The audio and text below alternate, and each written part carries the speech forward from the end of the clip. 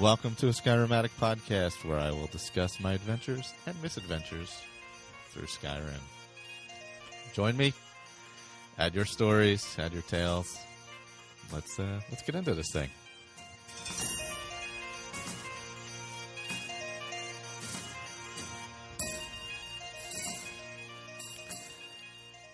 And welcome back, episode 113, where we'll finish up some of the Roundtable feedback. We've added Juan to our group of good people. Juan's joined us for part of the feedback episode. We have Victor, of course. Howdy.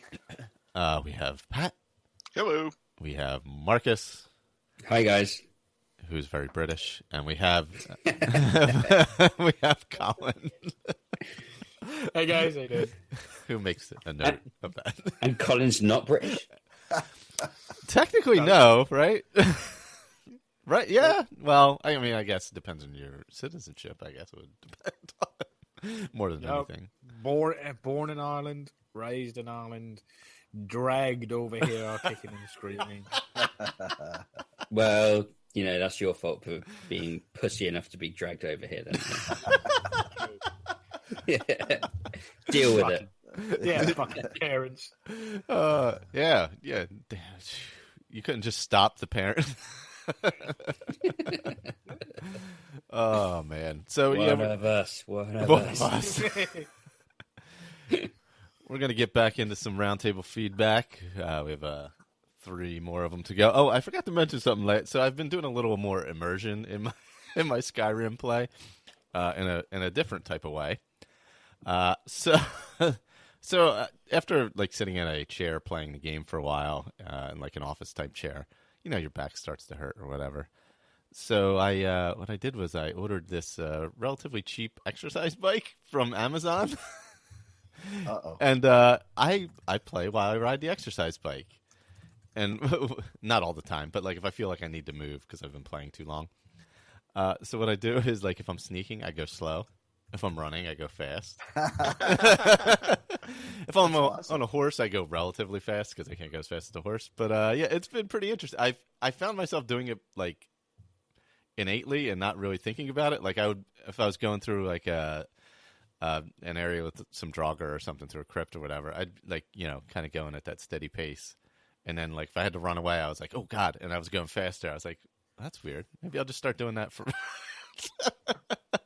So there you go. There's your tip for immersion for the day. You can get an exercise bike and pretend you're running for your life at times away from dragons or Draugr or whatever, dragon priests, whatever pops up.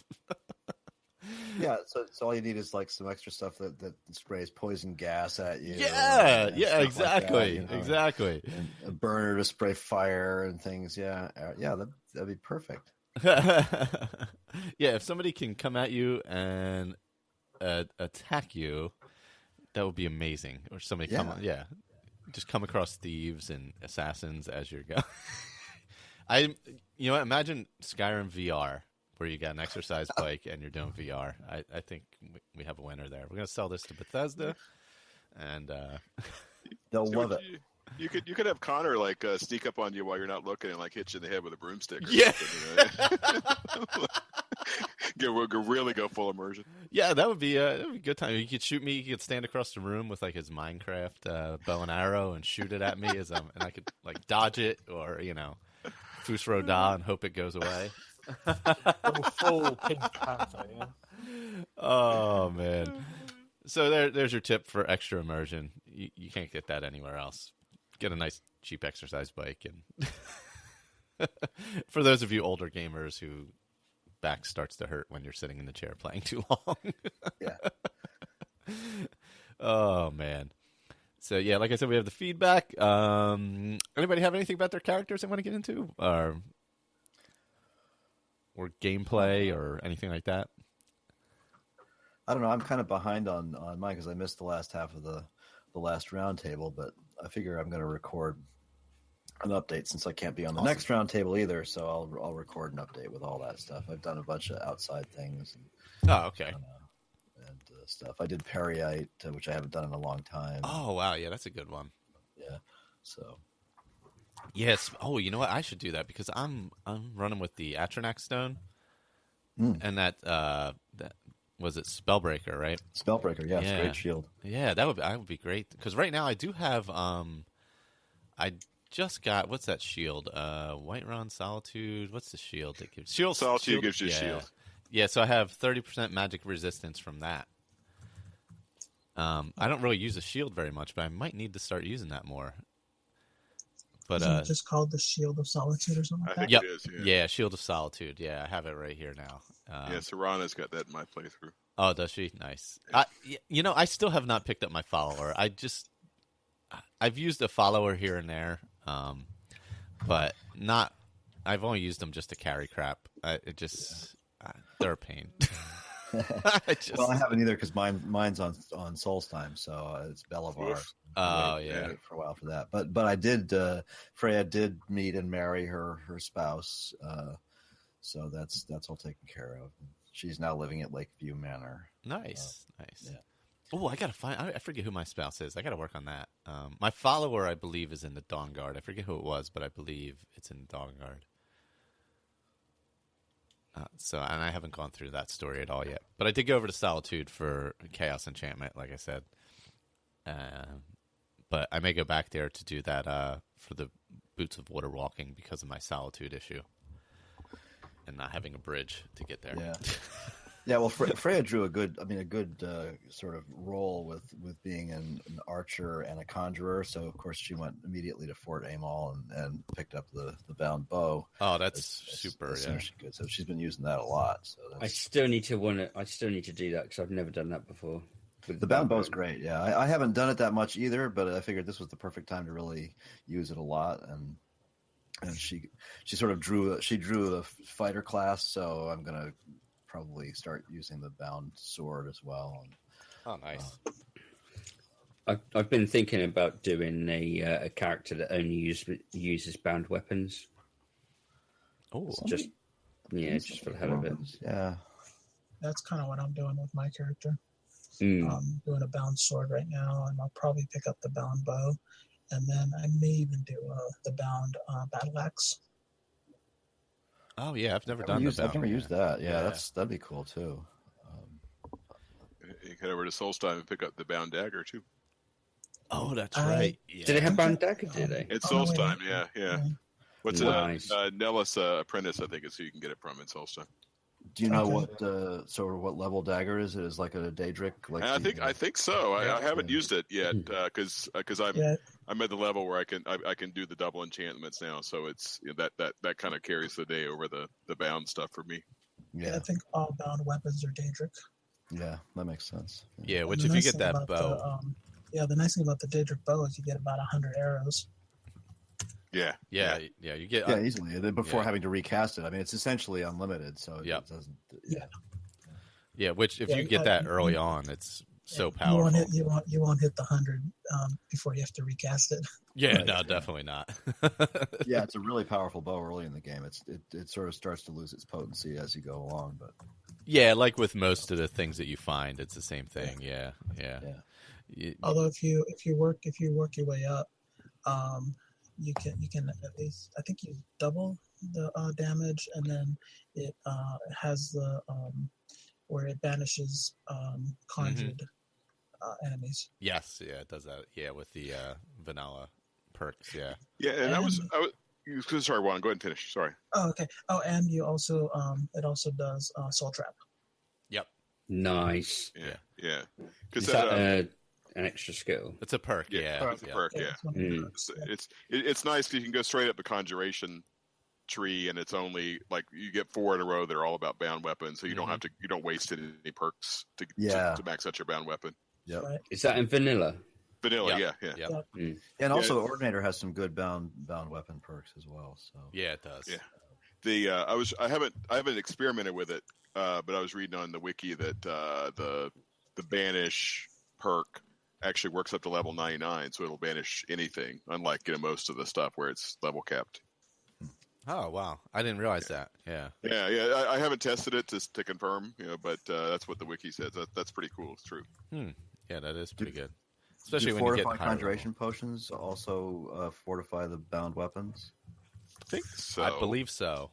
And I think the bound bow, I think it levels your conjuration and your archery both. Yeah. I think. So it's early on. It's if you can survive the trip before to aim all, it's great.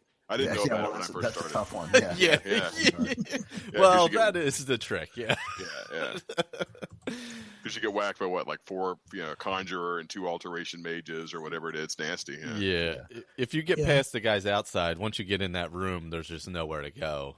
You either, if you're super, like I've gone in there at level 1, and well, I'm using Imperius as well, and which is another one of Enai Scion's mods, and the Bosmer power you get with Imperius is once you've completed some animal killings for Kine, you're given the power to take on any beast as a follower, a permanent follower. Oh yeah. So I took on a snow bear and brought it over to Fort Amel. That Nice. Sure helped a lot. Yeah, that would be pretty helpful with those guys in there. Yeah. So. Oh, you know what is the best magic to use against the Dwemer spheres and stuff? Well, I use a lot of the magic. I use corrosion from Apocalypse. I think it's from Apocalypse. In the vanilla game, I was having surprising luck with them, which is fire. I don't know if because I wasn't expecting it to work, but I hit a couple with flames, and it actually seemed to work pretty well. I don't know if they maybe like the oil inside catches them on fire or something in there, but I don't know. But I was actually surprised. It seemed to work okay. Yeah, maybe they weren't leveled, and I don't know. I'm not sure what it was, but no, I think it's fire as well. I was using fire for most of because I thought it would be shock, and it just doesn't seem to do that much to them.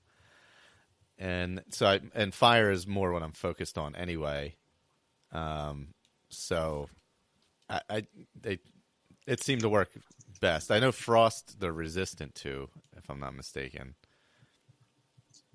Yeah, I expected for the shock to work as well, and it doesn't seem to do as much damage. Yeah, it seemed like the fire. Yeah, it seemed like the fire did more, and I don't think frost does much at all, if anything. So. Yeah, it looks like they're. I pulled them up on the wiki. It looks like they're immune to frost. Yeah, and that I understand, but I always thought it just seemed like it would make more sense that the shock would do more damage. Well, I know if you're using Apocalypse, you can use corrosion, and then which will diminish their armor, and it's persistent, and then go at them with something else. Whether it's a weapon or whatever, and that takes them down. Yeah, blunt force is a lot better than magic. Yeah, that's true. True, but you can combine it and go with a nice flame cloak and some double dragon swords, and I know it'd be better off you got a follower. No, if you weren't so prejudiced against followers. They're just so fragile, Colin. They just you look at them cross-eyed and they break. I'm tired of hitting them in the back with stuff like arrows. Yeah, I get so caught up in firing fireballs at them and shooting them off with stuff. The magic is the toughest. Yeah. Yeah, that was the flames. Flames get a little in a crowded combat. Flames are a little bad too, even at low levels. Yeah, they get a little wild. Yeah. I get so. If you're that bad at archery, maybe you should try picking up a real weapon. It's true. I just find it so. Your own follower, it's time to give it up. I keep turning Lydia into a candle. I keep turning Lydia into a candle. I rarely lose followers, but I just lost Arander, which is hard to do, and at Fort Fellhammer, and I still don't know how I lost him, but the poor guy got decapitated. Nice by something, I don't know what.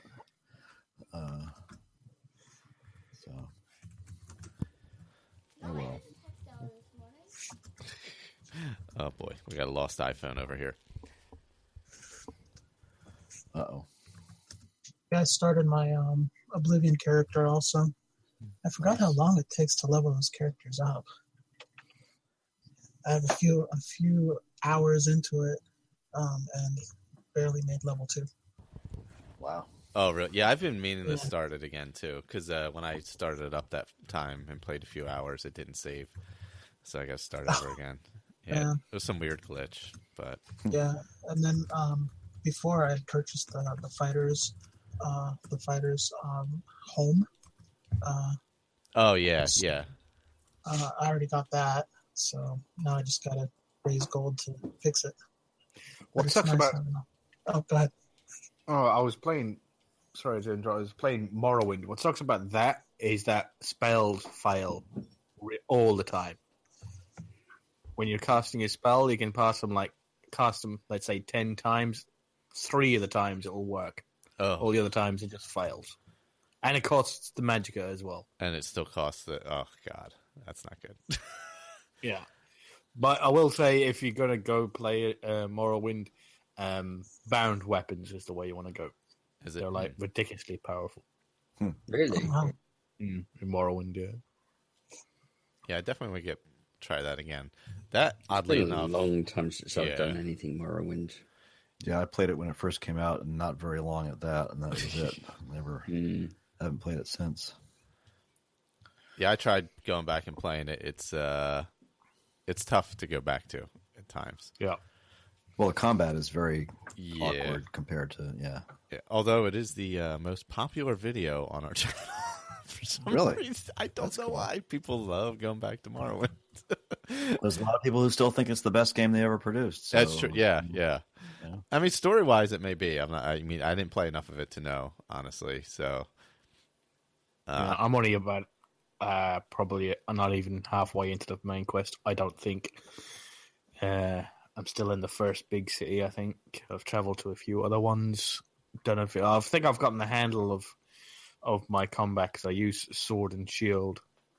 And if you're moving forward, it does this type of movement.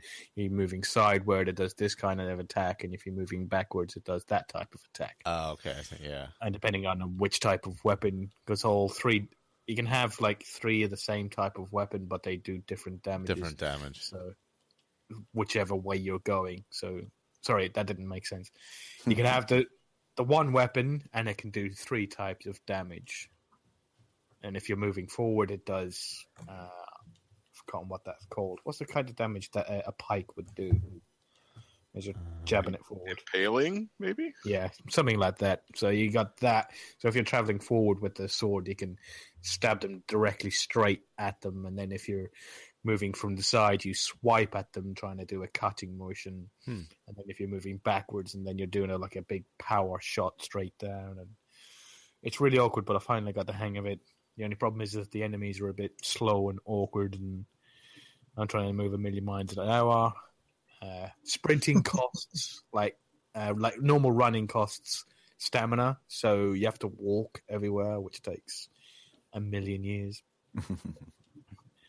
Unless if you get there, you can run all the way there, but you've got no stamina, so if you run across something, you have to hit it a million times to kill it. Oh, man. And there's no fast travel, right? Nope. Except for the Stealth Striders. Yes. Hope they bring the original Xbox games over to the Xbox One as well. They're supposed to go do backwards compatibility to that as well. Oh, that would be nice. That might. I don't know that. I don't know how much that would change how hard it is to go back to some of them. Just I don't know. with the mechanics, you know what I mean? Yeah. Even if it's on the updated console, it's still. Mm-hmm. And it's all text based as well. Yeah, it's just all text based. Some of it, most of it's text based. Yeah, if you're not used to that play style, it'd probably be pretty tough to go back to anyway. Yeah. All right. Let's see. When we pull up email here, let's see.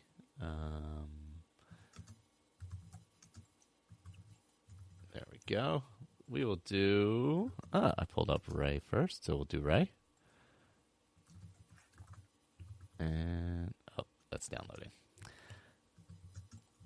Hello, Roundtable. Ray here with the continuing story of Cyrodiil Stormmoran, Dragon Rising, Way of the Voice, and the Horn of Jurgen Windcaller.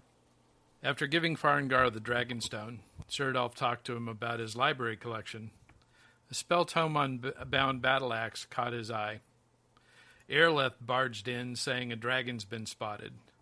So we went and talked to the Jarl, and off to the keep and slew the dragon.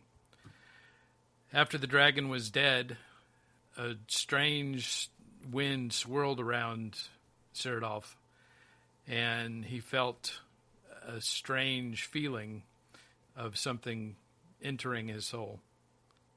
All the guards gathered around and started talking about Dragonborn and told him that he should try to shout. Well, it's something that kind of came natural to him. It knocked one of the guards to his knees. Irlef thought it was silly. All she was worried about was that we were successful in killing the dragon. So she sent me back to tell the Jarl and give him an update. On the way back to Whiterun, the Greybeards called from atop the mountain, this thundering voice breaking through the clouds. So talked to the Jarl. He said that that was the Greybeard summoning Cyrodiil. Gave the Axe of Whiterun, which was a orcish axe with stamina damage. Cyrodiil thought, I really got to think about this Greybeard thing. How could I be Dragonborn? So he went to the Bannered Mare for a mead to try to process the whole thing. Talking to the barkeep holder, gave him a bounty. He also talked to Arvin about recovering his family sword. A guard mentions a problem with the bandit group up in the hills, and he can't decide about the Greybeards. So he'll keep himself busy with a couple of quests. After returning to Whiterun to sell the loot, he visits the Companions, a group that he met when he had come down from Riverwood several days ago. And they send him on a quest to test him to Rierdan's retreat. After a success there, he goes on a quest with Farkas.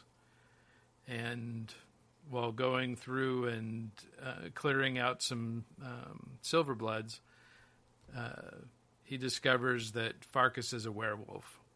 He didn't really want to do that. He didn't want to become a werewolf. It just didn't seem like the right thing to do at the time. So he broke it off from the Companions, but not after getting some nice loot from them. So Halder had also mentioned the Shrine of Azura.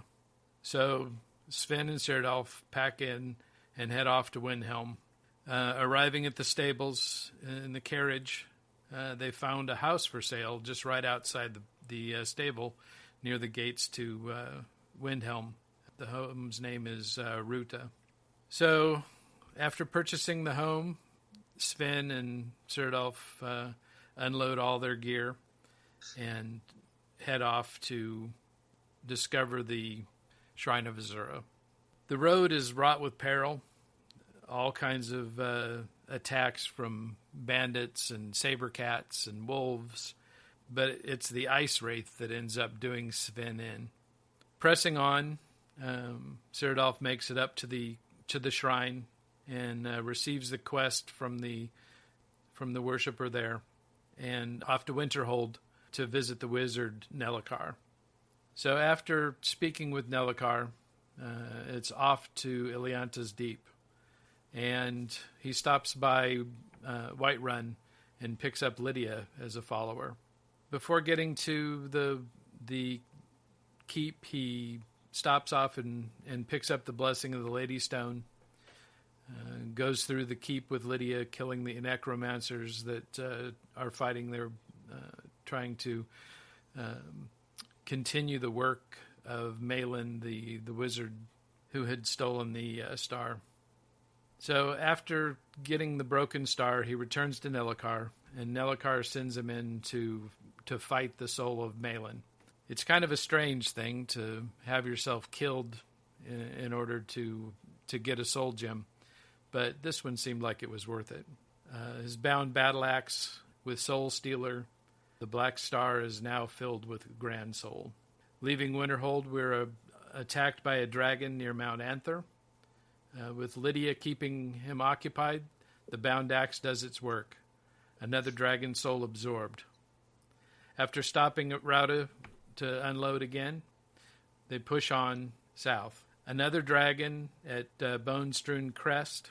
Lydia and Sirdolf are a powerful team.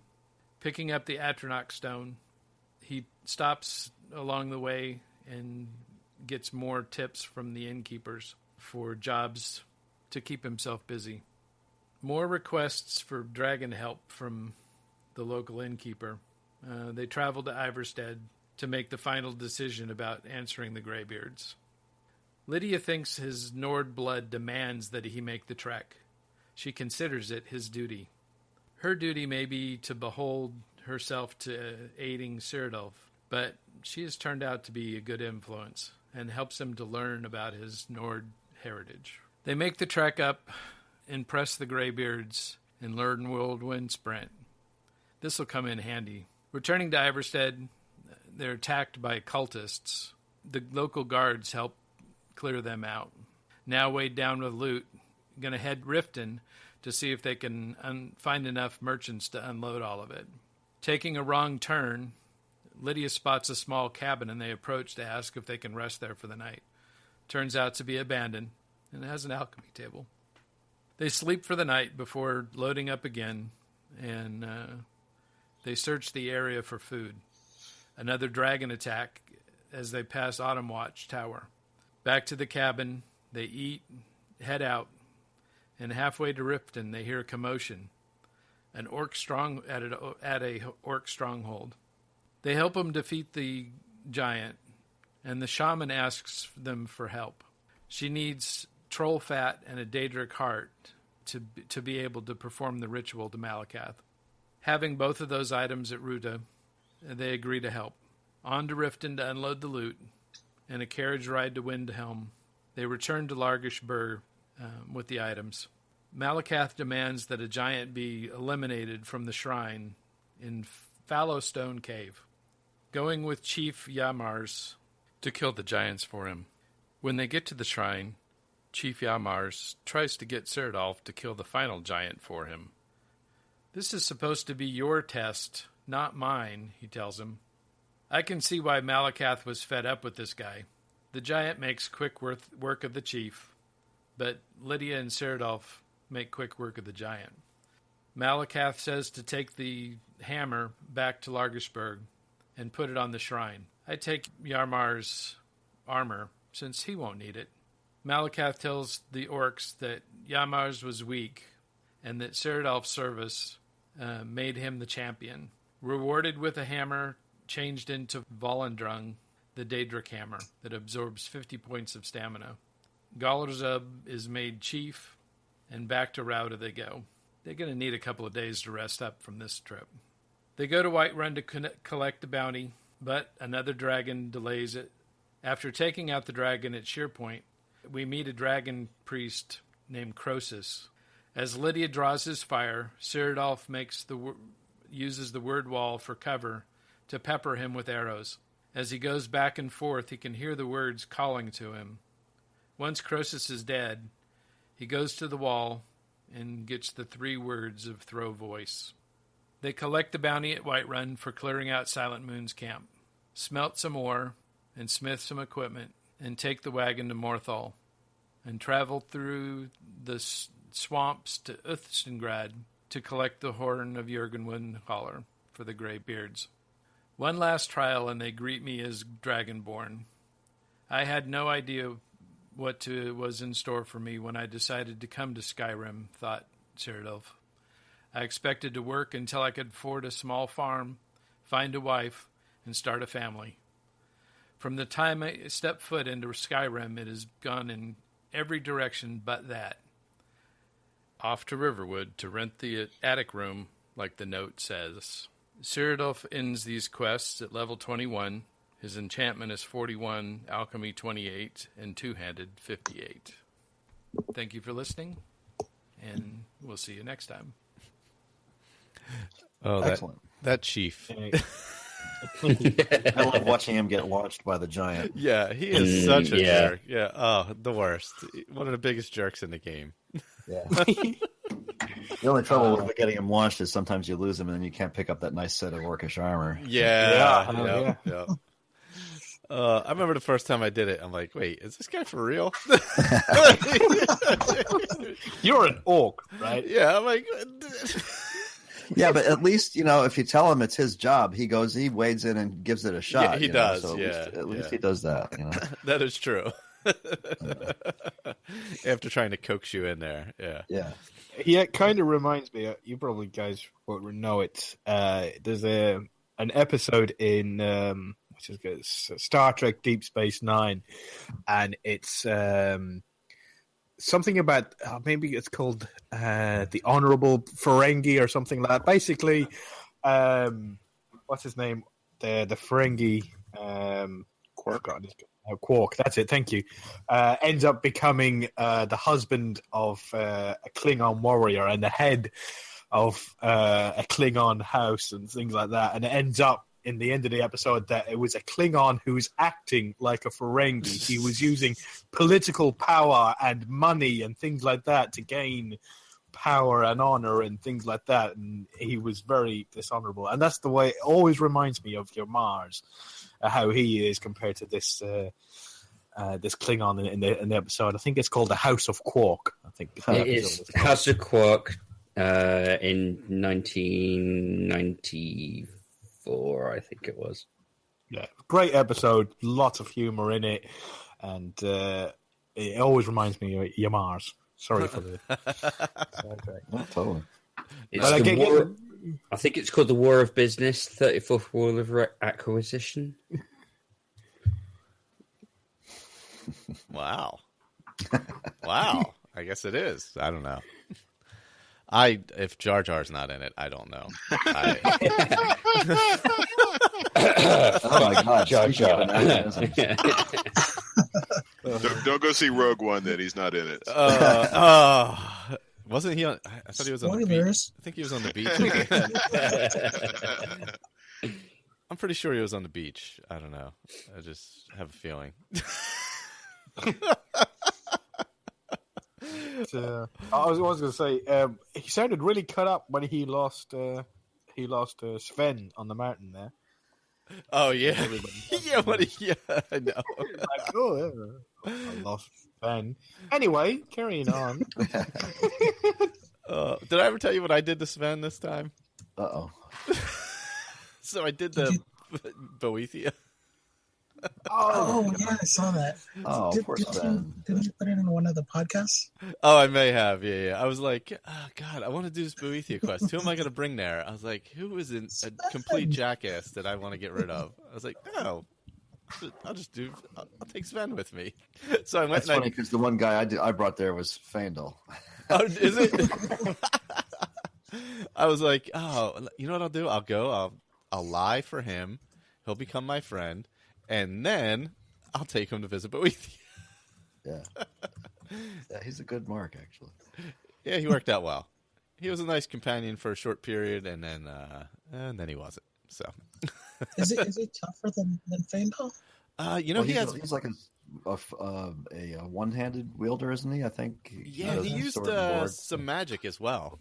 Oh, he does. Oh, yeah. Okay. Yeah, because I took Feindal and he died on the way to Blake Rock. What is it? The barrel where you get the Dragonstone. Oh yeah, yep. Bleak Falls, yeah. He died on the way out. I'm like, come on, really? Well, did you give him any armor, or was he still in his clothes? I was still in my clothes. You haven't got any armor. You're not giving it to me. Yeah, but I was attacked by some thugs that were hired by the what's the name? By the blacksmith, and also the bandits that are in that tower, in that first tower. Oh, all at the same time. Yeah. Is it what time? I think I'm in it now. Valtheim? No, there's the first tower. Oh, that there. tower on the way up Falls. to. I'm thinking. Lake Falls Barrow. That has no name. The one right there on the side of the mountain. Yeah. Right. So Feindel's there in his shirt and his Sunday best trousers against 4 thugs and 3 bandits, and he accidentally died. And you're pissed off about it. And you're pissed off about it. Accidentally died. While you're running down the mountain, away from all the bandits and the thugs. Yeah. He should have been smart like me and climbed up on the rocks so he wouldn't get hit. Yeah. He should have tried not lying to his girlfriend and not being a jackass, and he wouldn't be dead in my game.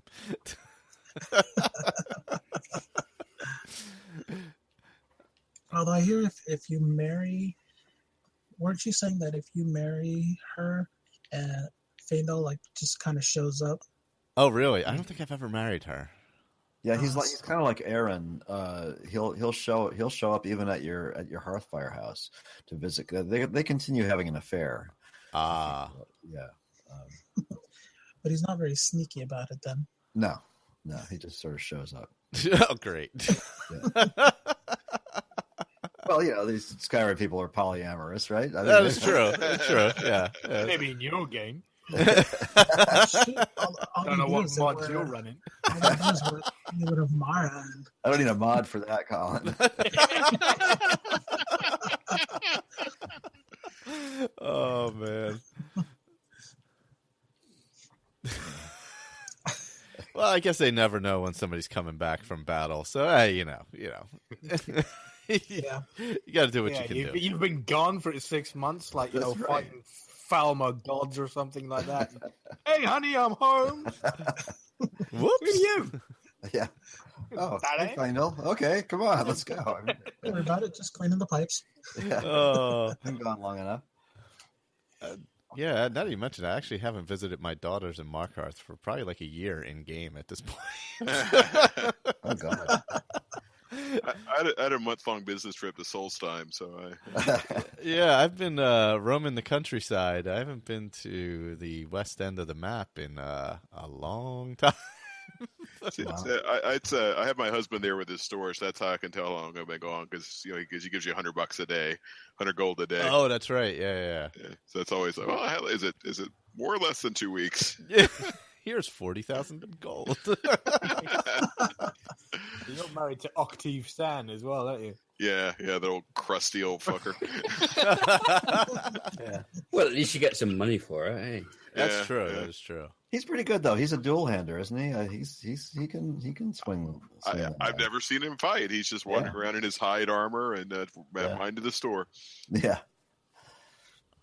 Mind it, yeah. You can't have him as a follower, can you?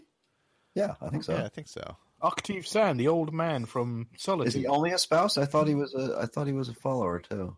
He's from out front of the Winking Skeever in Solitude. Yeah, and his daughter runs the bar, right? Yeah. Yeah. Yeah, he's got some gambling debts or something that you got to pay off. Yeah. Oh wow! I've reformed him. He's never had it so lucky. Oh, providing a public service. Long live the Empire. That's it. right. That's it. All right, we have some feedback from Lee. He's let's see. This feedback includes things from Dragon Rising, Way of the Voice, and the Horn of Jurgen Windcaller, or the quest that when you finish it, you want to smack the person who stole the horn. You get all the way through, and you're like, "Yes, I'm at the end. Oh, this is awesome. This is a cool looking room," and then there's nothing there. There we go. Hi, Skyrim Roundtable guys and gals. This is Lee Benjamin. When we last saw Carrick Fairford-Nugan, he had just heard about a dragon attack on Whiterun. This begins the quest, Dragon Rising. The dragon attacked a nearby guard tower, and a squad is assembled to go there and check out what's going on. After an initial investigation, the dragon returns, turning and wheeling through the sky. Carrick heads to the top of the tower with his hunting bow of burning. The dragon landed, and Carrick shot arrows. After landing, the dragon moved closer to the tower. So close, Carrick couldn't see it very well from the top. This is when he died for the first time. He was trying to get on the parapet, and kind of missed, and fell to his death. Oh well, Reload. Carrick's again at the top of the tower. Hits the dragon turns, and... My telephone, damn. At the top of the tower, Carrick hits the dragon. The dragon turns and hovers and breathes flame all over Carrick. He's wounded, but he hits the dragon twice more. He then retreats to the top floor of the tower, gulping potions of minor healing. The dragon lands and is attacked by the men on the ground. Carrick from above. The beast dies. Carrick rushes downstairs. As Carrick approaches the dragon corpse, it begins to smolder, then bursts into flame. The most amazing thing then happens. The flames turn to a white mist which swirls and wraps around Carrick as if attracted to him. It swirls and seems to enter him. Carrick feels a momentary surge of great power which quickly fades and leaves him unharmed. One of the guards tells a tale of the Dragonborn who absorb the souls of dragons just as soulstones do. The Dragonborn are given the ability to learn dragon shouts, words of power. All that's left of the dragon is a skeleton. Carrick investigates and finds a few scales and bone fragments. Irileth is skeptical, even after the guards convince Carrick to shout as the dragons do. He knocks a man down. The Jarl must know. This begins the quest, The Way of the Voice. After reporting on the dragon attack, the Jarl appoints Carrick as a Thane of Whiterun. It's not clear whether there are many or just one Thane per barony or whatever these things are called. He is offered Lydia as his follower, as a housecarl. However, due to my random roll, I'm not allowed a housecarl, so I just keep Sven hanging out with me. That brings to mind several things about the random rolls. As a new player, there were lots of things on the roll sheet that I didn't understand or, know what they were.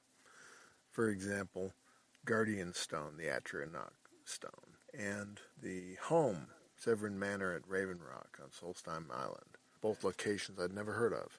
So this is where you wonder what do you want to do as far as what I call metagaming, where you're looking up information on the game from outside the game. I wanted to limit this as much as I could, but these were important goals for the character, and I had to decide how much is enough. Well, I went as far as researching the locations for the Atronach Stone and Raven Rock on Solstheim Island. This led to me going on my own little side quest to get to the Atronach Stone, and I'll comment on that in a few minutes.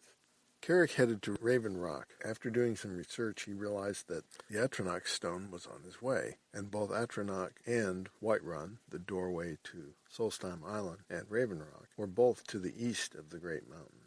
This was quite a walk, and along the way, we learned a little bit about slaughterfish and mud crabs, both of which seemed to have a taste for Sven. Another stop along the way was Valtheim Towers, bandits, and a fort, more bandits. In order to get rid of some of the load he was carrying, Carrick again visited Riverwood. He arrived during a vampire attack. It was a close thing, but between he and the townspeople, they managed to kill the vampire and his demon dog, Deathhound. One casualty of the vampire attack was Lucan Valerius, the shopkeeper. Later, I was approached by a courier who said that as part of the service for recovering the Golden Claw, Lucian had bequeathed me 100 gold. It turned out this was a master vampire and his Deathhound. Carrick spent some time chopping wood at the Mixwater Mill for some additional coin. After more slugging through the wilderness, the Atronach Stone was reached. Carrick noticed that there was a dragon in the sky slowly orbiting a nearby valley. He kept his distance. The Atronach Stone bequeathed the blessing upon Carrick, and of course, I forget what it is. Next stop on the way to Windhaven. Was it Windhaven? Okay, we'll just say next stop on the way to Raven Rock was Mistwatch North Tower. Here there were bandits, and Carrick met a fellow named Krister. Krister was looking for his wife, Fioja. It turned out that Fioja had left him. She hadn't been captured by bandits, as had been apparent. She was the bandit queen.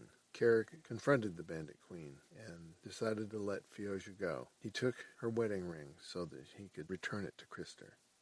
Along the road, Carrick also ran into an interesting pair at some hot springs. There was a giant and what appeared to be his pet mammoth who was dying. There didn't seem to be any talking to the giant, so Carrick just went on his way.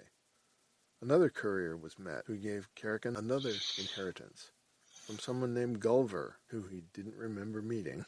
Finally, Windheim was reached. This was the gateway to Solstheim Island in Red Rock. Here Carrick gained another side quest called the White Phial. It was to be found in Forsaken Cave. Forsaken Cave was infested with Draugr. Carrick started making use of his magical abilities, using flame and a hatchet to fight them.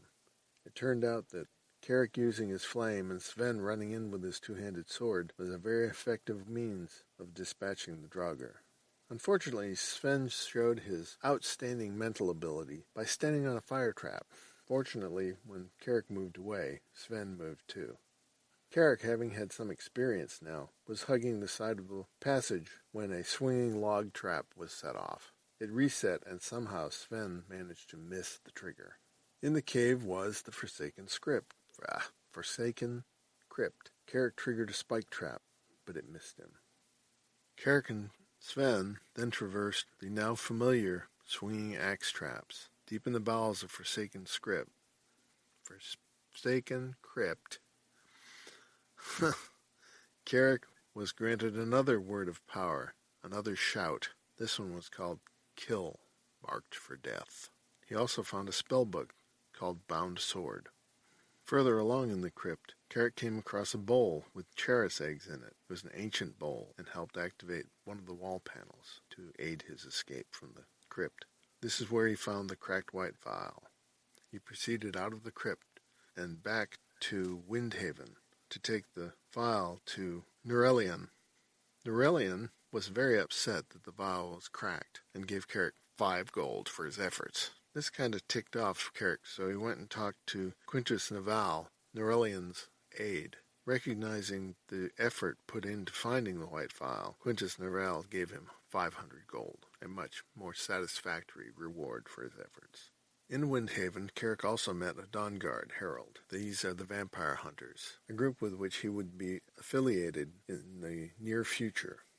Carrick did a little more research and figured out that the magical items that he had only so many charges, and when depleted, the magical ability would lay in abeyance until it was refilled using a soul gem. In his travels, Carrick had found several soul gems, and due to a dagger that he had actually filled some of them with minor or lesser souls. These he used to recharge his Nord War Axe of Frost with a lesser soul gem.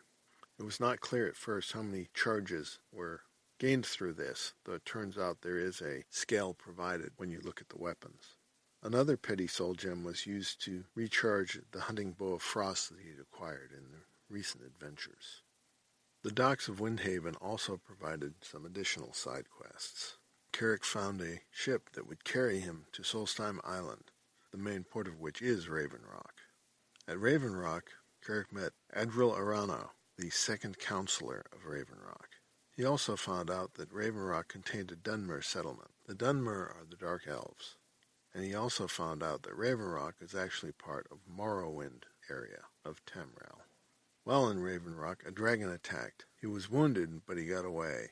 Carrick decided to venture out of Raven Rock and see what was there. It turns out what lay there was death. This time it was werebears and some kind of an ash demon. There was a lot of ash in the area due to a local volcano eruption. Apparently the Dunmer are familiar with this kind of environment and grow vegetables in the ash. After a quick reload, Carrick talked to the Elder Orloth. The dragon returned. This time they managed to kill it. Carrick absorbed the dragon's soul, and there was again talk of the Dragonborn. In walking around Raven Rock, Carrick found Severin Manor. It's occupied by several of the local residents. This drove Carrick to again do some metagaming. It turned out that this Raven Rock is part of one of the DLCs, and thus none of this is supposed to be pursued until you're at least like level 20, because there's several quests you got to do, and then that are like level 20 quests, and then you talk to the counselor of Raven Rock, Morvain, and you're then given the house. At that point, I'm not sure what has happened to the people who are currently in it, but now is not the time to find out. Because being level 10 at the time, Carrick didn't have the chops to be able to take on these quests. So what next? Well, at Whiterun, after killing the dragon, it turned out that a mysterious group called the Greybeards, who are men who have taught themselves the dragon shouts without having the dragonborn native abilities. This takes many, many years. They had summoned the dragonborn to come see them, and so Carrick decided this was the next thing he must do. Yes, Bella.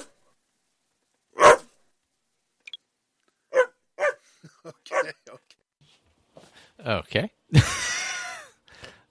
think Andrew hopped in there with a dog at the end. Yeah, I was going to say, that was fun, though. Poor Sven is getting beat up pretty good this episode. Yeah. Standing on a fire trap. Good old Sven. That poor guy is getting it this episode from everybody, pretty much. But I would say to Lee, there's nothing that says you can't be a Thane. I'm not sure where that came from. Oh, yeah. No, that's true. Yeah, I'm a Thane in like 5 holds right now, I think. Right. Yeah. The roles are guidelines at the and it's nice to hit the high points, but they don't preclude you from taking on anybody else or doing anything else like becoming a Thane. Certainly. Yeah. So. Yeah, if I were limited to those followers, I wouldn't have any choice because mine are all dead. Got to have follower options. Mm-hmm. Yeah, it's pretty much just a guideline, really, just to play the game a different way or something like that. So I wouldn't worry about anything like that. And he said he didn't pick up Lydia, right? Or did he pick up Lydia? Who was it? He didn't pick up. He said he didn't because he said he wasn't allowed a house Carl. Yeah, that's right. But I mean, I would just grab a house Carl. I think he's reading it wrong. It's not that you're not allowed a house Carl. It's that Severin Manor doesn't come with a follower. Carl. Yeah, because it says on the thing, it says Severin Manor, right. house Carl, none. But it's not that it's not. It's just that Severin Manor doesn't come with a follower. It's not. Oh, I didn't understand that part of it. Okay, that makes sense. Yeah. So it's not that you can't have a house Carl. It's just that house doesn't have one. So you can pick up any follower you like and any house Carl. Lydia for the win, by the way. Yeah, because I have two. I have a couple house Carls right now.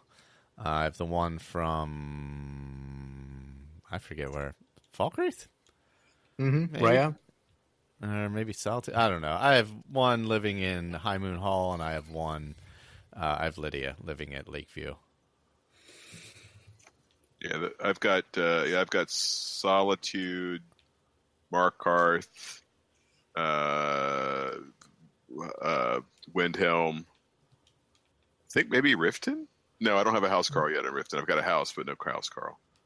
And then Dead Lydia. And Dead Lydia. I just got the Whiterun house just to have a place to dump my stuff. Yeah. And if you're doing the Hearthfire homes, it's good to have a house Carl at them because they can get you supplies. Right, and they can defend a place from giants and bandits and everything else, especially if you have family there. Yeah. Yeah, so it is nice to have the house Carl. But your spouse will still get kidnapped, though. Oh, really? Even if they're there? Yeah. I didn't realize that. Yeah, I guess they do. Yeah, because they always get kidnapped. Yeah. Yep. Well, I was going to say, you know how giants, if you don't go near them, they won't attack you? Yep. One of them was outside Lakeview Manor, so I just left him. It was over by my beehive, so I just left him the fuck alone. I was like, yeah, as long as you don't, crush my garden, I don't care. I won't bother killing you. I came back and my cow was gone. No kidding. He stole your chicken, and my chicken was gone. Yeah, he stole he stole my cow and my chicken. Damn. I can't believe that. That's crazy. Yeah, I can buy another chicken, but I can't buy another cow. Oh, you can't buy another cow? No. What an ass. Tell me about it. Seriously, the guy needs to die. I think I'm going to have to go on a giant killing rampage. I think that is the best way forward. By the way, we were talking about, this has nothing to do with that, but we were talking about the Nightingale armor earlier. This is PC. I don't know if it'll show up on Xbox, but somebody just published a very cool retexturing of the Nightingale armor. They're calling it Bosmer Wood Elf Leaf Armor. Of course, anybody who knows anything about Bosmer lore will know that that's a complete anachronism, but it still looks really cool. It's Bosmer Leaf Armor. Yeah, right, exactly. It's like, somebody didn't read their lore, but still, it's cool. It looks good. It would look good on a non-Bosmer. Let's put it that way. It's called Bosmer armor because parts of it is made from Bosmer. Yeah. I'll take some. Thank you. Yeah. That's very possible. Anyway, it's pretty cool looking, so check it out. Alrighty. And we have one last piece.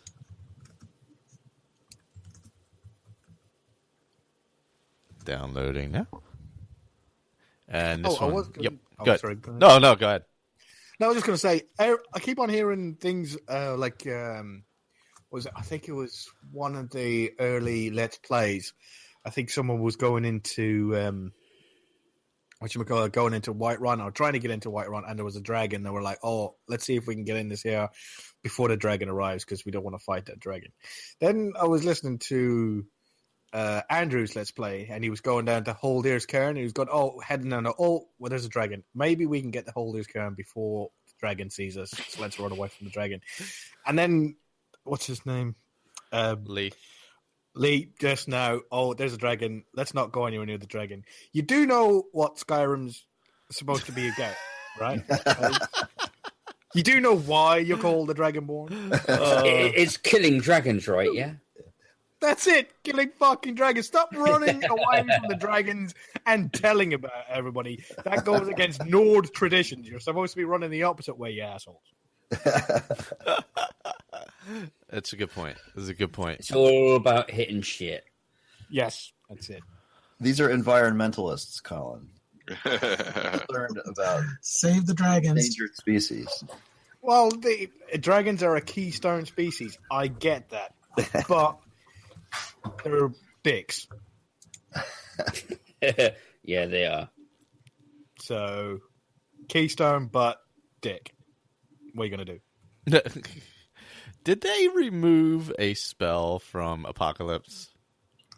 He's constantly updating and changing things. So yeah, you got to be careful. Yeah. You got to read the change logs because he did. What did he get rid of, Colin? Was it? It was one of the fire spells. Yes, he did. Yeah, one that I use a lot. That was back a couple of revisions ago, though.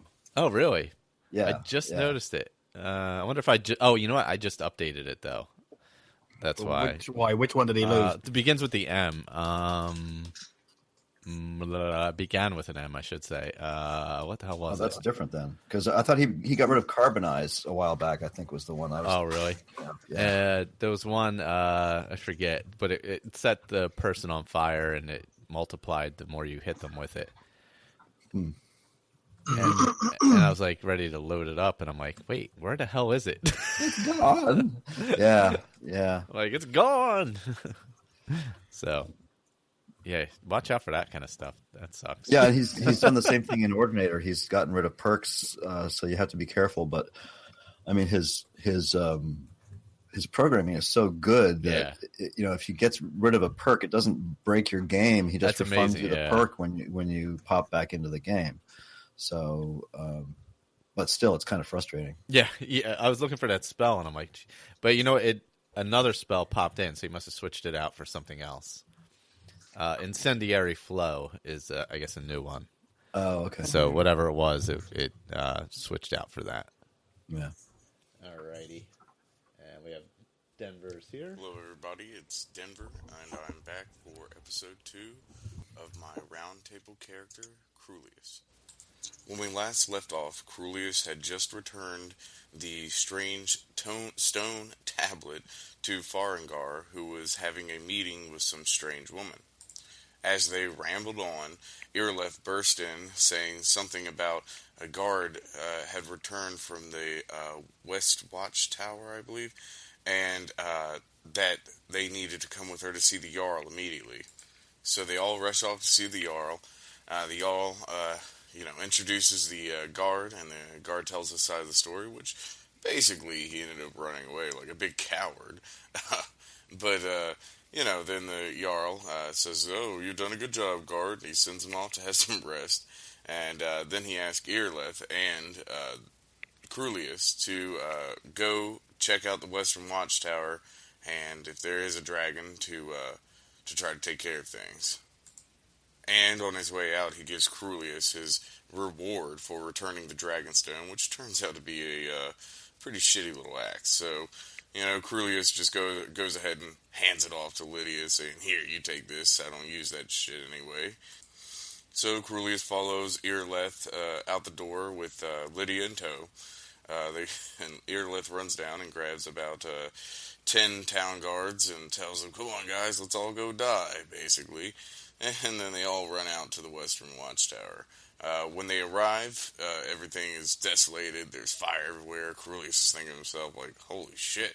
Like, man, I mean, I know I'm trying to help out the Empire here and all, but Lord, is it really worth all this? Whatever, I guess I'll just try to keep my head down and not get burnt up. Right about then, a survivor sticks his head out and says, "Hey, hurry up, get into hiding. He was just here, he'll be back, no doubt." So Crulius, takes his advice and immediately runs inside and begins laying low, leaving Lydia outside to, assist the town guards and Earleth. And sure enough, shortly thereafter, a dragon does show up. It starts spitting fire everywhere. The guards are all shooting arrows, but mostly doing nothing. Lydia's running around doing nothing at all because she doesn't have a bow. And whenever the dragon has to land, she runs in there with all her Nordic little heart and tries to take it down. But of course, it just takes off again.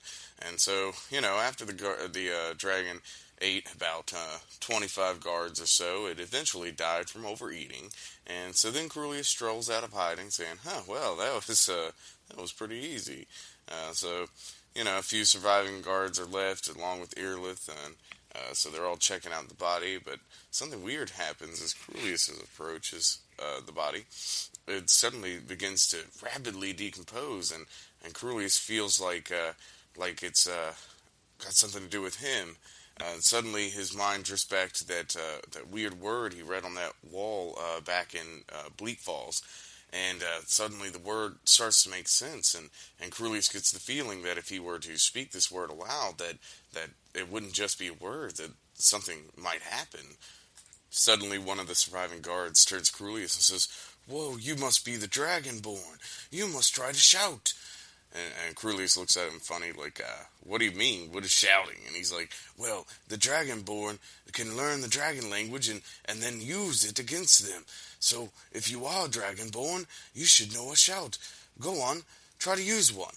So Crulius thinks to the word that he had just been thinking on and says, "Oh, well, maybe that's a shout." So he looks directly at the guard, speaks it out loud, and suddenly he knocks the guard flat on his ass just with his voice. Crulius thought this was pretty cool. So everyone, gets an uproar. "Oh, you're the Dragonborn. Oh, there hasn't been a Dragonborn forever." So, Crulius is like, whatever. If it helps out the Empire, I'll be this Dragonborn. So Earleth rolls her eyes and says, "I don't know about this whole Dragonborn thing, but somebody needs to go back and report to the Jarl." So Crulius nods and he heads back off to Whiterun. As Crulius approaches the city gates, suddenly the air is filled with this loud roar that sounds a little bit like words, and it kind of sounds like it says Dovahkiin. Crulius is like, "What the hell is wrong with Skyrim? Why can't it just be a normal province like my home?" He rolls his eyes again, of course, and then he heads back into the city. So once he gets in the city, he heads straight up to the Jarl and begins to report about what happened at the Western Watchtower, including the part where the guards thought he must be something called the Dragonborn. The Jarl then nods sagely, saying, "That must have been for you then." And Crulius asks what, and he says, "Didn't you hear the Greybeards calling for the Dragonborn as you approached the city?" And Crulius nodded and said, "Who the hell are the Greybeards?"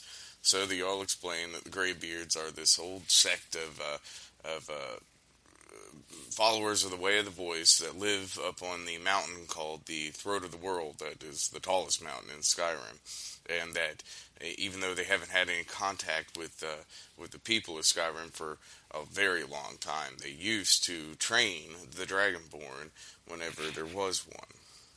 So he tells Crulius that it might be a good idea if he heads up to the Greybeards to see them.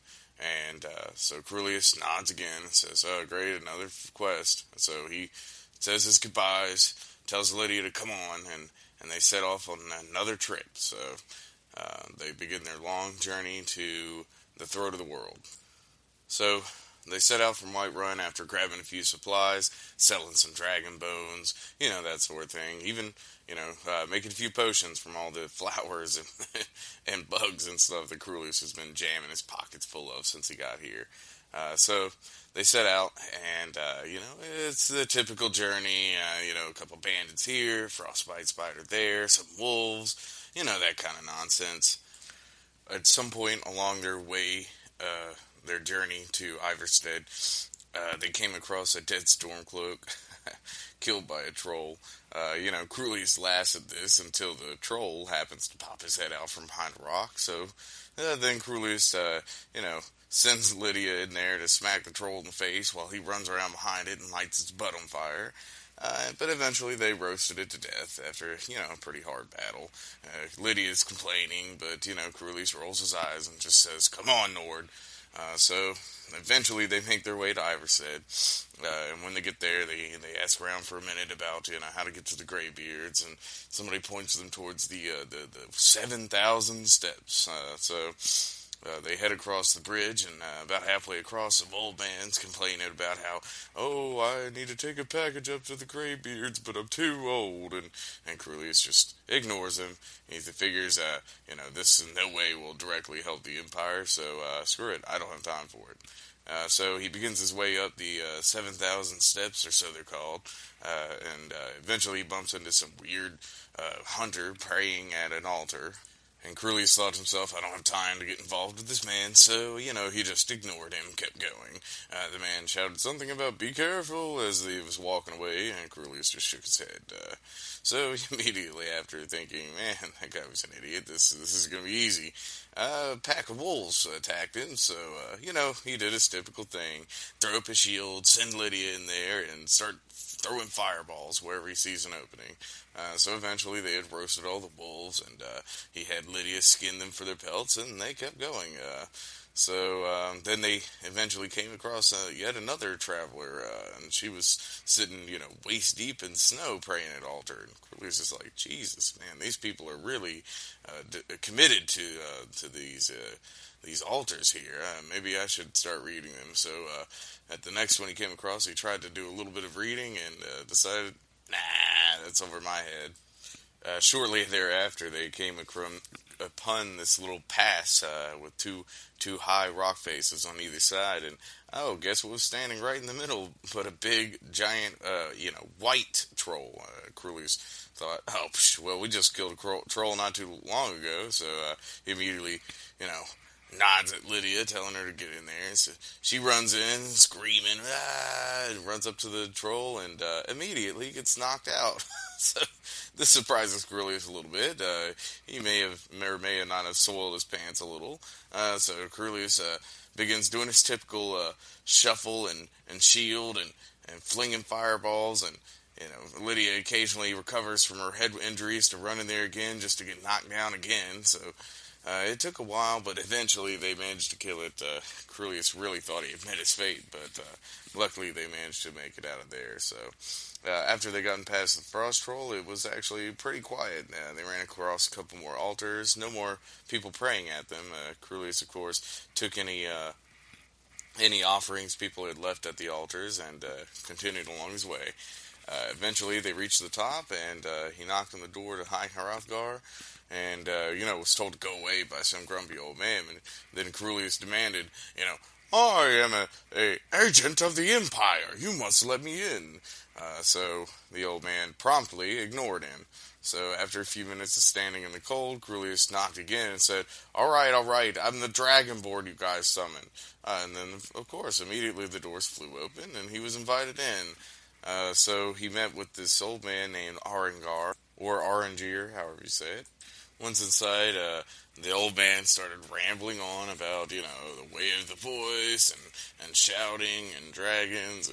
And, Crulius began to drift off a little bit. Eventually, the old man asked Crulius to give him a taste of his shout. Crulius had to be asked twice because he had nodded off a little bit during the old man's ramblings. But then eventually he did give the man a taste of his shout. Afterwards, the old man offered to train Crulius in some more words of the dragons and the way of the voice, supposedly. So Crulius agreed, and they began their training. Afterwards, Crulius had learned a few more words and, was pretty happy with his progress. But the old man told him before they could truly accept him as the Dragonborn, Crulius would have to go to this old ruin and retrieve the horn of Jurgen the Windcaller. So Crulius sighed, saying, great, this means they're going to go all the way back down this mountain to some ruin, probably die. If I don't, I'm going to have to come by all the way back to this mountain, all the way back up, and then talk to you fools again. But he just sighed and said, it's for the Empire, so he agreed. So Crulius headed back down the mountain and towards the area they marked on his map. It took a long time, many fights with, the strange animals of Skyrim, from wolves to slaughterfish to mud crab to big bears to trolls. But eventually they came upon this, unassuming looking hole in the ground in the middle of a swamp. And outside of it, of course, they saw a couple of necromancers and 3 or 4 bandits having a squabble. And Crulius, just thought he'd sit back and watch. So, once the last man had beaten the other ones down and finally noticed Crulius just shot a fireball right in his face and killed him too. So, after having Lydia loot all the bodies for anything useful, they headed inside. Inside, they found more necromancers hanging out, talking about how they were trying to find something in this old ruin. And so Crulius just quickly burnt them to death and then headed deeper in, where he found some more necromancers having a battle with those strange blue zombie-looking things that he had ran into back at Bleak Falls. So he let that battle resolve and then killed whatever survivors.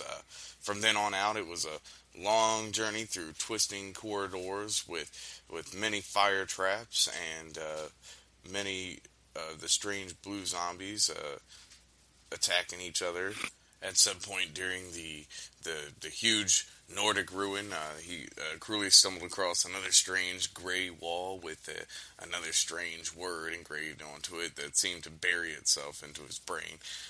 After that, they continued, and eventually they came to the last chamber, where Lydia oohed and awed at the primitive Nordic contraptions, and eventually they approached what looked like an old tomb, and where one would assume a horn would be placed if there had been one, but instead they found a note from a mysterious stranger.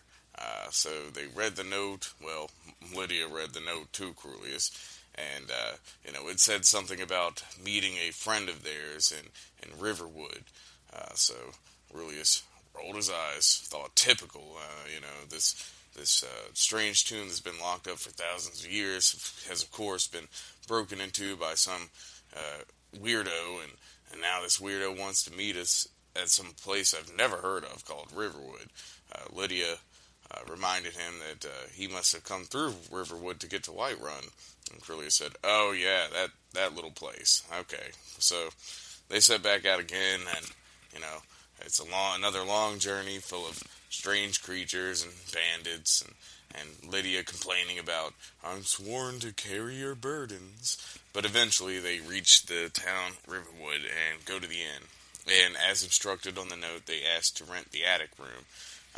The owner, Delphine, says, we don't have an attic room, but you can have that room over there. So Crulius agrees, and he heads on in and takes a nap. When he wakes up, the owner Delphine's standing over him and says, so you must be the Dragonborn. So she explains herself. She explains that she's been working with the Empire, and that, or not the Empire, with the Jarls, and trying to figure out this whole dragon thing. She thinks that there's something more to it, and that she has the Horn of Jorgen Windcaller. So she hands that off to Crulius, and then she says, meet me in the back room, and we'll talk more.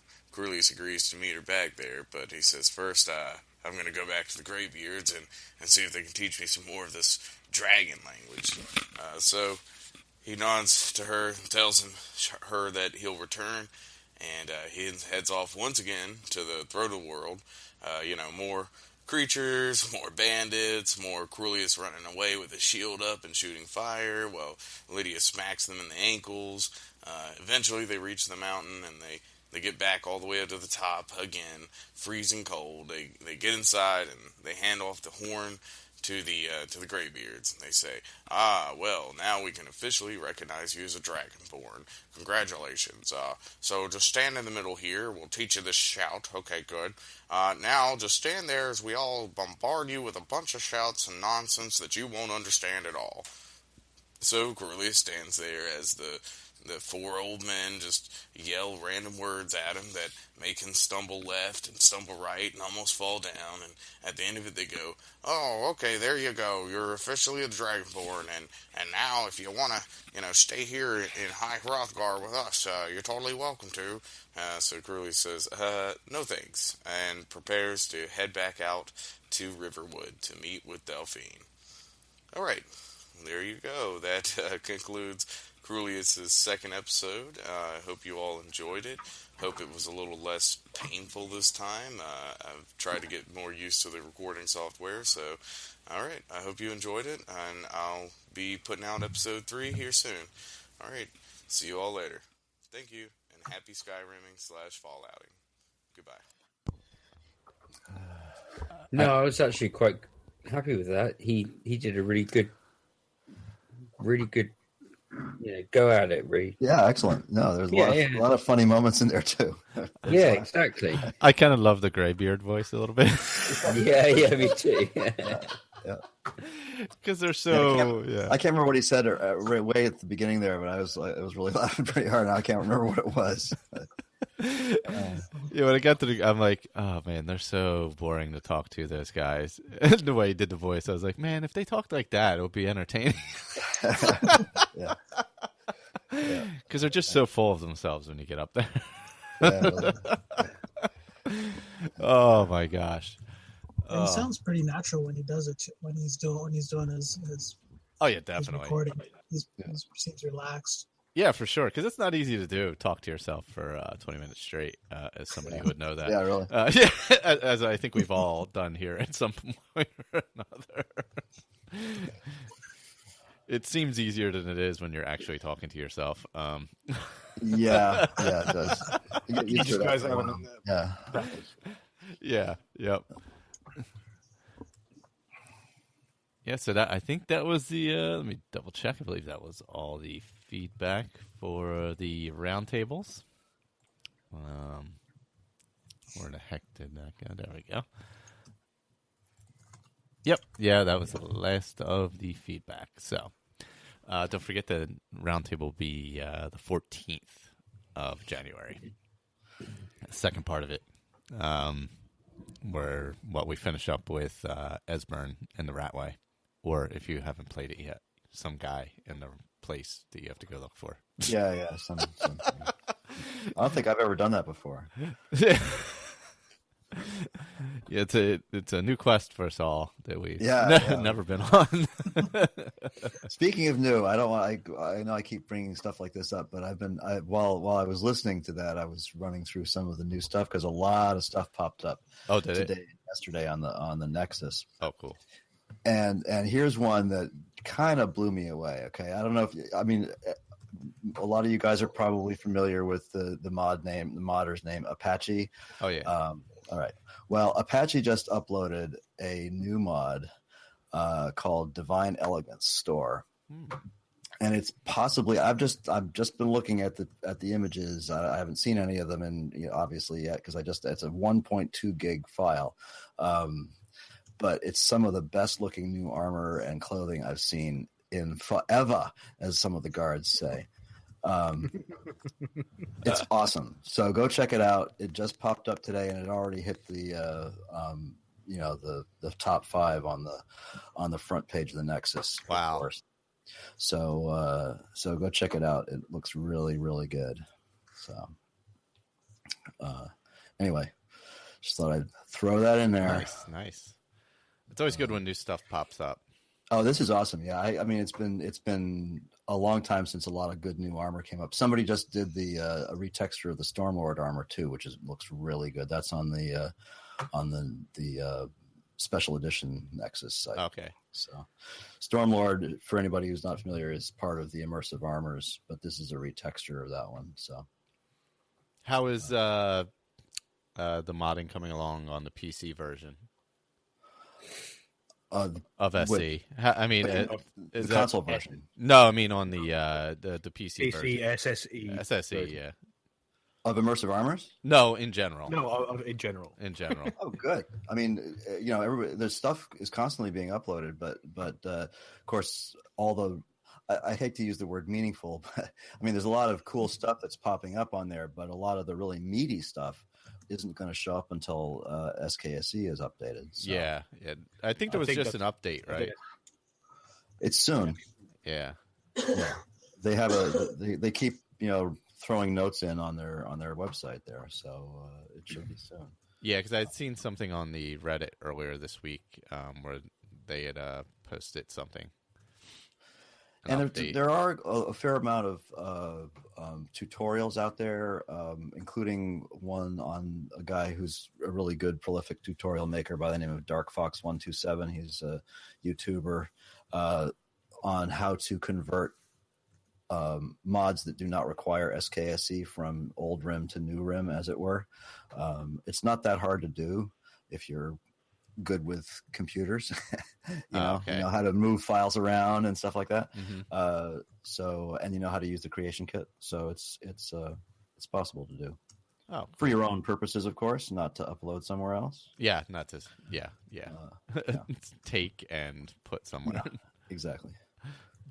Is there a new dragon mod on the Xbox? There was what was it called? Posted something in the group about a dragon mod where he got his ass kicked. I think there's something, but it's not at the level of like what are the elemental dragons or it was is it diverse dragons or something? It was called? Yeah, that sounds right. Yeah.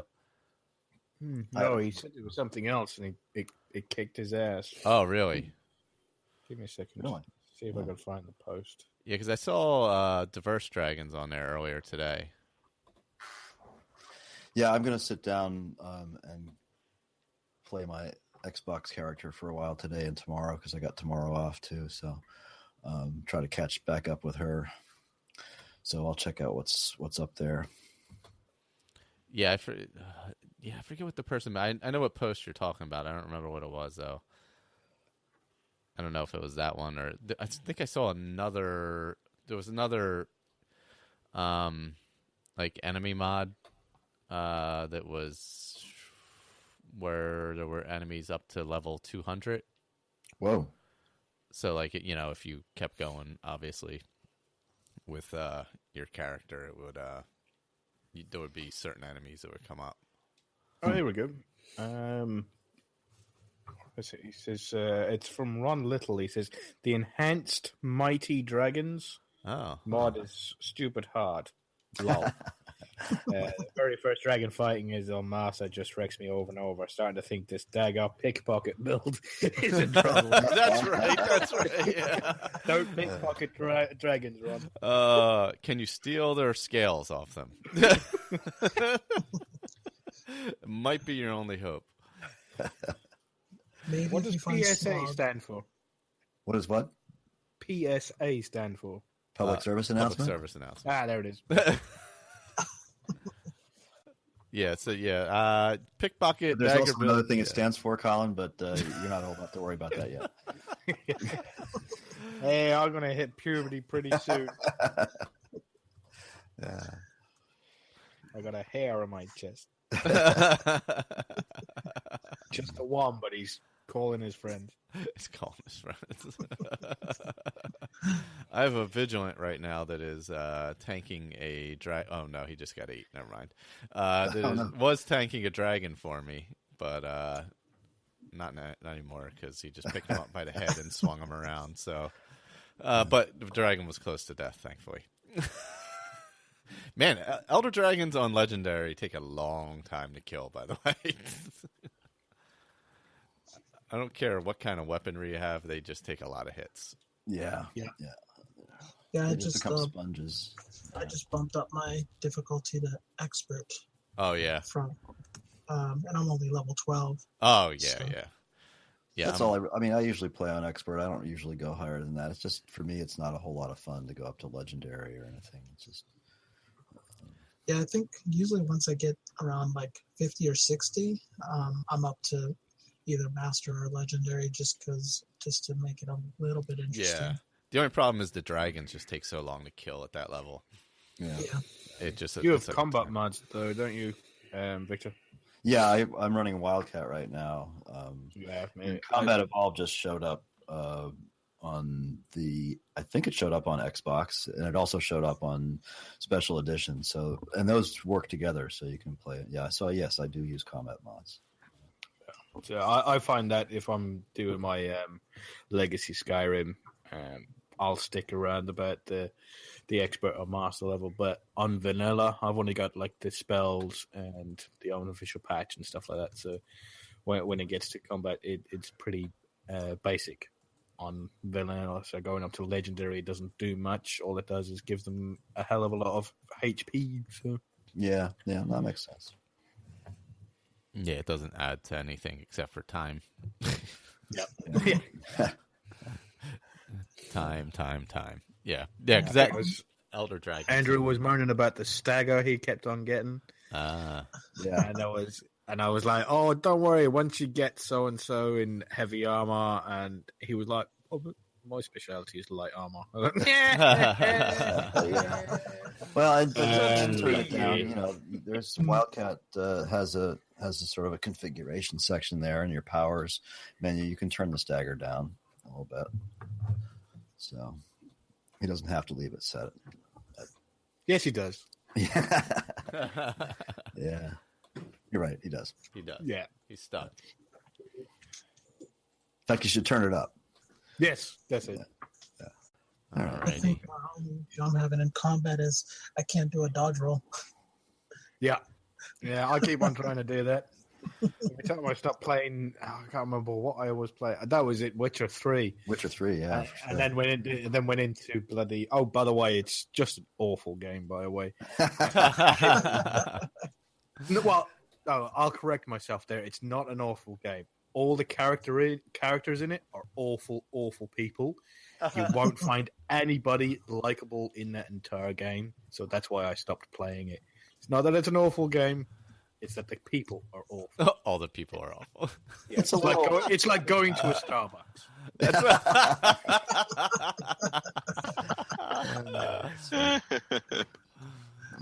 I don't know. I like Dandelion, but you know, I never got to meet him. oh, he's the narrator, among other things.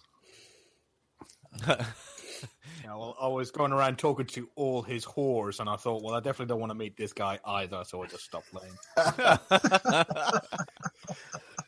Yeah, he's a little bit of a ladies' man. Yeah. If he was a ladies' man, it'd be all right. It's. I was just worried I was going to catch syphilis from the keyboard, so I turned From the keyboard. Yeah, Witchers are immune. Yeah. Oh man, you don't have to worry about those diseases in Skyrim. Yeah, not without mods anyway. Yeah, that's true. That's true. Well, except from what's her name in Whiterun. No, God. in Riften, what's her name at the Devella? Oh yeah. In the bunkhouse there. Yeah. Oh yeah.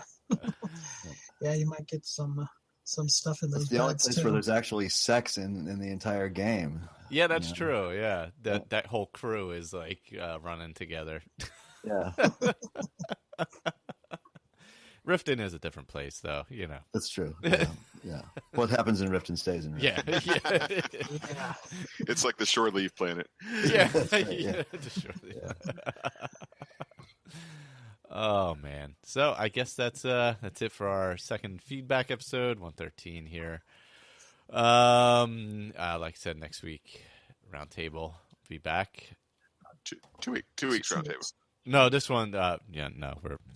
We're in the future. Oh, that's we're in right. The future, That's Pat. We're recording from the past. Yeah. This is the future. We've time traveled. Have you not seen Doctor Who? Hour 3 minutes. Breaking the wall. We hopped in the TARDIS and we went to the future. So we're throwing up about 4 weeks now. Yeah, I think so. Yeah, something like that. Kyle and I will be recording a new mod talk coming up within the next 2 weeks. So, awesome. Hopefully, well, I'm going to try and wait and see, and for iTunes, wait and see if it pops up on iTunes. Yeah. And then as soon as it does, we'll record a new one and start getting them out. Awesome. So, Victor, if you need my help, give me a shout. I'll test anything that anyone needs to test out on Xbox. Okay, cool. That's awesome.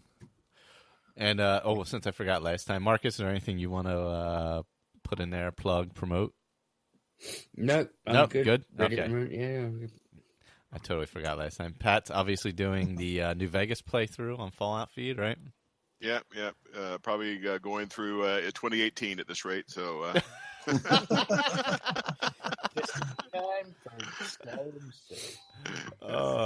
know what? When I was listening to Fallout feed the other day, actually, somebody was talking about a character that never left Sanctuary. Peanut Man. Yeah, Peanut Man. Yeah. Yeah, I was like, man, that seems like a really cool idea, and I think I might actually try that. Yeah. Peanut Man is not leaving Diamond City, and then somebody else had posted about not ever leaving Sanctuary. Yeah, exactly. It was the one guy wasn't leaving Diamond City, the other wasn't leaving Sanctuary at all. But you needed He was leaving. It's Ray, isn't it? Ray from earlier on, from last episode. Yeah. And I think so. Yeah. Yeah, so he is going out. He went out to get the paint and stuff. And the Diamond City one. Yeah, he is going out. Yeah, he just stays there every night, right? Yeah, that's right. Yeah, that's right. Yeah, he's doing he's like doing Diamond City centric quests and things. Yes. Yep. And then the Sanctuary one just wasn't leaving Sanctuary at all. Yeah. But you had to like set it up so that raiders and all would come in and stuff like that. So that seems pretty interesting way to balance it, to have to get stuff to be able to build stuff. Seems like it's I don't know what your end game would be with that. I mean, you could do it. Would be maybe the point is just to do the point. That's all there is to it. But just build a area to live, I guess, would be the only point, and like establish a town or something. Because other than that, you're not really doing anything. Yeah. Although the only negative is you don't want to build your defenses too well. Yeah. Then nobody's coming. Yeah, he did mention something about that, didn't he? Yeah. He gave some good information on how to get more, actually get more supplies in as well, that was pretty cool. Yeah. Let yourself be raided. Yeah. It's tough to have to balance that because you need those in there. You need that stuff coming in because if you're not going out. All right. Was it on my Fallout 4 character, the nut job that I was playing a little while ago? I had a unhappy meeting. She ran across the guys at the amphitheater. And she wants to be happy, so he gave him everything. Like, she just left in her underclothes. She gave him a righteous authority, all her stim packs, all her caps, everything, and then just went on a merry way. Oh my! And there's no way to get them back without sort of realizing what's happened. So, but she's still making her chant and, telling herself that she's going to be a better person and she's going to have a better time. So she just got off and left everything with that chump. Oh, man. I hate my characters. Oh, that's rough.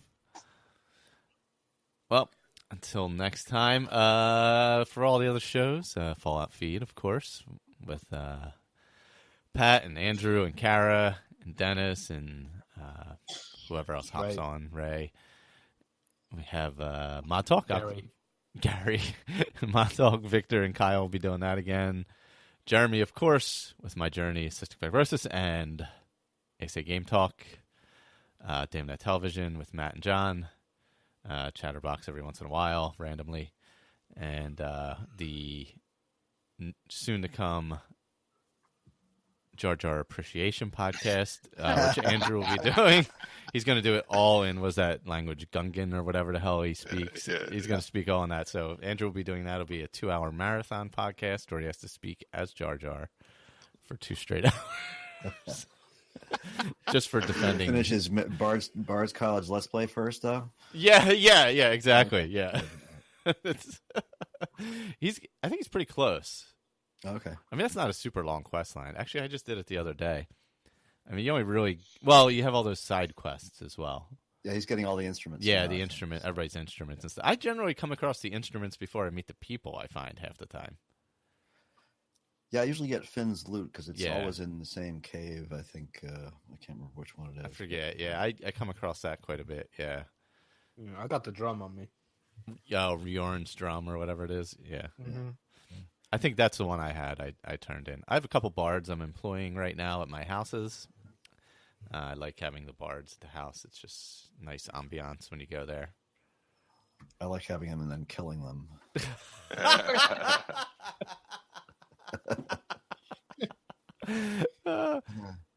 Yeah. Does it kill them? I don't know. I had one once and it drove me insane. I have to move out of the house. Oh, really? Oh, because it wouldn't stop playing. It wouldn't stop playing. Yeah. You can tell them to leave. You don't have to kill them. Oh, really? Okay. Yeah. No, he just wouldn't stop singing Ragnar the Red. Oh, Jesus. Oh, my God. Well, yeah, that would be a problem. Yeah. Well, if you want to participate in the roundtable, SkyrimRoundtable@gmail.com. Any other general feedback, SkyrimAddictPodcast@gmail.com. So until next time, I don't know. Happy Skyrim. Yes, Classic. We are just finishing up, as a matter of fact. Somebody in the chat on YouTube. Until next time, Andrew stole that, but happy Skyrimming, as Andrew stole. Bye, everybody. Later. See ya, everybody. Thanks Bye, for listening. everyone. Guys. Bye. Are you an ASA completionist? Have you listened to the newest shows, Earwash, Damn That Television, and Mod Talk? If you haven't, head on over to asapodcasting.com.